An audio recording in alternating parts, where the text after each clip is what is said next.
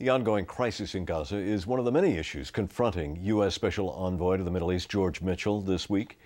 We turn now to Daniel Levy, Senior Fellow at the New America Foundation, for insight into this very delicate diplomatic mission. Good to see you. Before he arrived into Israel, George Mitchell was in North Africa. He visited in places like Algeria and Morocco. What role do they play, if at all, in this process? Well, I think this was Senator Mitchell, the envoy's third visit in the region. First of all, you don't want to upset people by not visiting them. Morocco has played a positive mediation role. He was in Morocco, Algeria, where they've just re-elected their president, Bouteflika, last week. He was in Tunisia too. I think one of the messages he was sending was Arab Peace Initiative. Let's get the broader Arab world involved. Let's use that Arab Peace Initiative as a cornerstone for our policy. And let's look back to the 90s when you had a regional effort. You had the Gulf states, the North African states. So I think it can play an important support role to the process. Another thing that George Mitchell did before he got to Israel was to talk about the two-state solution. This is something that the new government, Benjamin Netanyahu, has not exactly signed off on. So is this Mitchell's attempt to try to drive the agenda before he even gets there?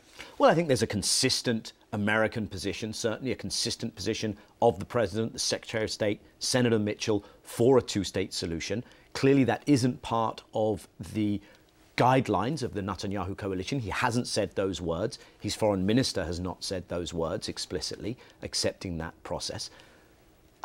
What I would worry about, though, is that we waste time now having a largely fruitless conversation about, will you say the magic words? Will you find a formula for saying the magic words? I actually think this is an opportunity for America to say, OK, we won't go exactly the same way as our predecessors in trying to achieve the two-state solution. That's still the goal.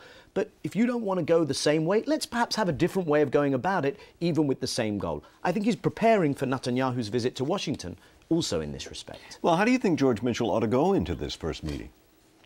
Well, it's a first meeting with Netanyahu as Prime Minister. I still think we're in the listening phase, especially because Netanyahu is probably coming to Washington. I think he should hear the concerns of the Israeli leader, make quite clear that the administration does have expectations on settlements, on progress, and on getting to a two-state solution. In Algeria, he said we want to get there rapidly. And so I think what Mitchell has to do, much as we've seen with Iran, Iraq, Afghanistan, is review how you can go about achieving that goal and in the next weeks and months come up with a plan of his own. Only about 30 seconds left, but on Friday then Mitchell will meet with Palestinian leaders. What do you think he's going to ask of them? Two things I'd focus on here. Number one, we had the Gaza conference last time he was there to get reconstruction aid. It's still not happening. So one, you need to find ways, and this obviously involves Israel too, of allowing stuff into Gaza. The second thing with the Palestinian leaders is, again, avoid making this a tit-for-tat game. I think there's a problem on the Palestinian side now that they've become cheerleaders for an American-Israeli confrontation. And I would say to them, let's not have preconditions. You should be working to your own unity, but let's get to a process that can deliver results. Don't force us into a meaningless argument with the Israelis. Daniel Levy, as always, thank you. Thank you.